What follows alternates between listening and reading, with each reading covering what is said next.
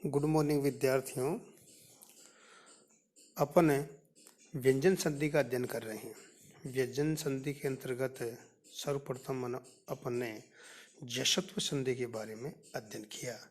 जश्त्व संधि करने वाला सूत्र था स्तोष्णाश्चु। इसी क्रम में आगे अपन व्यंजन संधि का जो द्वितीय प्रकार है इष्टुत्व संधि के बारे में अध्ययन करेंगे। इष्टुत्व संधि सूत्र है इष्टुनाष्टु। इष्टुना इष्टु। यह सूत्र कहता है कि सकार और तवर्ग, सकार दंत्य सकार और तवर्ग, तवर्ग के अंतर्गत त थ द ध उन्न यह वर्ण आते हैं के स्थान पर मूर्धन्य सकार और ट वर्ग, यानी कि दंत्य सकार के स्थान पर मूर्धन्य सकार और त वर्ग के जो वर्ण हैं उनके स्थान पर क्रमशः ट वर्ग। तो ट वर्ग में वर्ण आते हैं ट, ठ, ड, ढ और ण के साथ योग यानी मेल होने पर सकार और ट वर्ग हो जाता है। यानी कि सकार और शकार और त वर्ग और ट वर्ग का आगे पीछे कहीं भी योग हो, मेल हो, तो दंत्य सकार के स्थान पर अपन मूर्धन्य सकार करते हैं और त वर्ग के स्थान पर अपन ट वर्ग करेंगे। वो भी क्रम से करेंगे, यानी त के स्थान पर ट, थ के स्थान पर ड, द के स्थान पर ड, ध के स्थान पर ढ, उन्न के स्थान पर ण। इसका अपन एक उदाहरण देखते हैं। रामस षष्ठ है, विच्छेद करेंगे तो बनेगा रामस षष्ठ है। इस स्थिति में यानी यह दशा होने पर सूत्र आएगा इष्टुनाष्टु। यह सूत्र रामस के जो स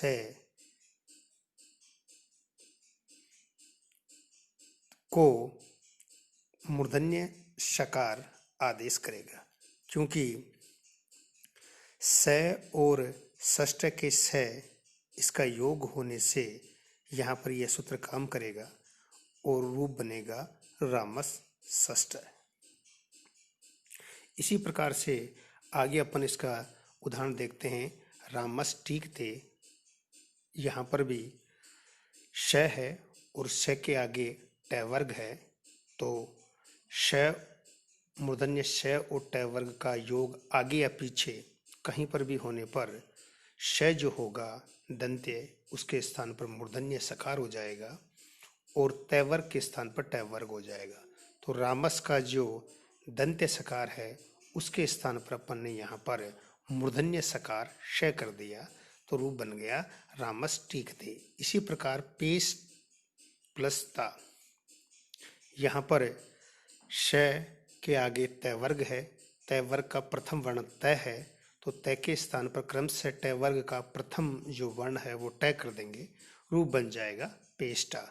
इसी प्रकार से तत् प्लस टीका, इसमें भी तत् टीका, यहाँ पर अपन देखते हैं कि त वर्ग के आगे ट वर्ग है, आगे या पीछे कहीं पर भी योग होने पर यह सूत्र काम करता है इष्टुत्व संधि वाला। तो यहाँ पर त है तो त वर्ग का प्रथम वर्ण है, तो ट वर्ग का प्रथम वर्ण भी क्या होगा, ट होगा, तो बनेगा तट्टिका। चक्रिन प्लस ढोक से, यहाँ पर अपन देखते हैं कि त वर्ग के आगे ट वर्ग का वर्ण ढ है, तो त वर्ग को अपन ट वर्ग करेंगे, तो यहाँ पर त वर्ग का पंचम वर्ण न है, तो ट वर्ग का भी पंचम वर्ण न होगा, तो रूप बनेगा चक्रिन ढोक्षे। इसी क्रम में एक यहाँ सूत्र आता है जो निषेध सूत्र है, अपवाद सूत्र है। वो कहता है कि तोसी, सूत्र है तोसी, कि सकार से यानी मूर्धन्य सकार से आगे त वर्ग के स्थान पर ट वर्ग नहीं होता, यानी उसका निषेध करता है। इसका उदाहरण देखें तो सन षष्ठ है, यहाँ पर सन प्लस षष्ठ है। यहाँ पर श मूर्धन्य सकार षष्ठ का स आगे है, उससे पूर्व तय वर्ग का पंचम वर्ण न है, तो तय वर्ग के स्थान पर टय वर्ग यहाँ पर नहीं होगा, यानी कि न के स्थान पर जो न होना था वो अब यहाँ नहीं होगा, क्योंकि सूत्र होगा तोसी। यह सूत्र निषेध कर देगा, क्योंकि यह सूत्र बताता है कि स से परे तय वर्ग के स्थान पर टय वर्ग नहीं होता। तो यहाँ पर षष्ठ में जो स है वो आगे है, परे है। उससे पूर्व जो तय वर्ग का पंचम वर्ण न है, उसको अपन टय वर्ग का पंचम वर्ण न नहीं करेंगे, निषेध हो जाएगा। किस सूत्र से?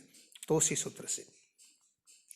तो इस प्रकार से अपन ने जशत्व संधि, इष्टुत्व संधि और इष्टुत्व संधि, दो संधियों के बारे में अध्ययन किया। आगे इसी क्रम में व्यंजन संधि का जो तीसरा भेद है, प्रकार है, वो है जशत्व संधि। जशत्व संधि विधायक सूत्र है जलाम जशो अंते। जलाम जशो अंते। यह सूत्र कहता है कि पदांत में यानी पद के अंत में झल प्रत्यार, झल प्रत्यार के अंतर्गत जो वर्ण आते हैं वो आते हैं कि प्रत्येक वर्ग का, वर्ग कितने हैं? 5, क च ट त प। इन वर्गों का चौथा, तीसरा, दूसरा और पहला वर्ण तथा उसमें जो वर्ण हैं, उस वर्ण कौन कौन से हैं? श, स, है के स्थान पर जस प्रत्यार हो जाता है। जस प्रत्यार के अंतर्गत वर्गों का तीसरा वर्ण आता है। इस तालिका सूची में हम देख सकते हैं कि झल प्रत्यार के अंतर्गत जो वर्ण आते हैं वो प्रत्येक वर्ग का कौन कौन सा वर्ण होगा? पहला, दूसरा, तीसरा, चौथा, और जो उष्म वर्ण हैं श, श, है, यह आएंगे। तो इनके स्थान पर अपन जस करेंगे, यानी प्रत्येक वर्ग का तीसरा वर्ण। यानी कि यदि पदांत में झ, ज, छ, च, स ये हों तो इनके स्थान पर च वर्ग का जो तीसरा वर्ण है ज ही होगा। इसी प्रकार से प जो में फ, ब, भ, प, इस जो प वर्ग है इसके अंतर्गत अपन जस जब प्रत्यार करेंगे तो वर्ग का, प वर्ग का तीसरा वर्ण कौन सा है? ब। ब ही अपन यहाँ पर करेंगे, आदेश करेंगे। इस प्रकार से अपन देख सकते हैं कि पांचों जो वर्ग हैं उसके अंतर्गत पहला, दूसरा, तीसरा और चौथा ये वर्ण झल प्रत्यार के अंतर्गत आते हैं, और इनके स्थान पर आदेश करेंगे तो उसी वर्ग का तीसरा जो वर्ण होगा वो जस प्रत्यार होगा। जस प्रत्यार के अंतर्गत वर्ण जो आते हैं जब अगर द होते हैं, लेकिन एक क्रम से होंगे। यदि च वर्ग का होगा तो ज होगा, प वर्ग का होगा तो ब होगा, क वर्ग का होगा तो ग होगा, क्योंकि ये तीसरे वर्ण हैं। तो इस प्रकार से इस तालिका में अपन देख सकते हैं कि वर्ग का पहला, दूसरा, तीसरा वर्ण तथा श, स, है, ये जो उष्म वर्ण हैं ये झल प्रत्यार में आते हैं, और जस प्रत्यार में वर्ग का तीसरा वर्ण आता है।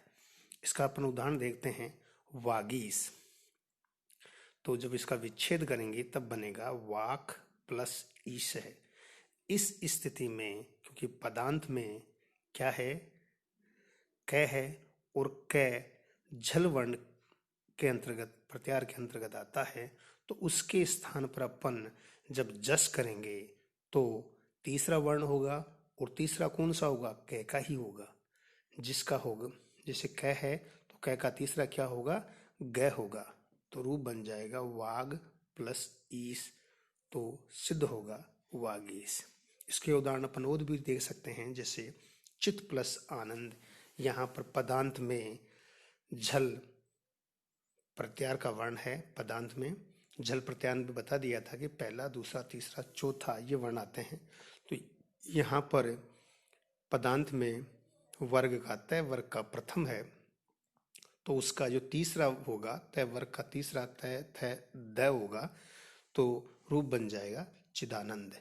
इसी प्रकार से जगत प्लस ईश में भी तय है, तय का जो तीसरा होगा द होगा, उद्देश्य यहाँ पर भी दय कर दिया अपन ने। वाक प्लस अत्र, यहाँ पर कै है, झल प्रत्यार के अंतर्गत वर्ण, तो उसका तीसरा जो होगा ग होगा, तो बन जाएगा वागत्र।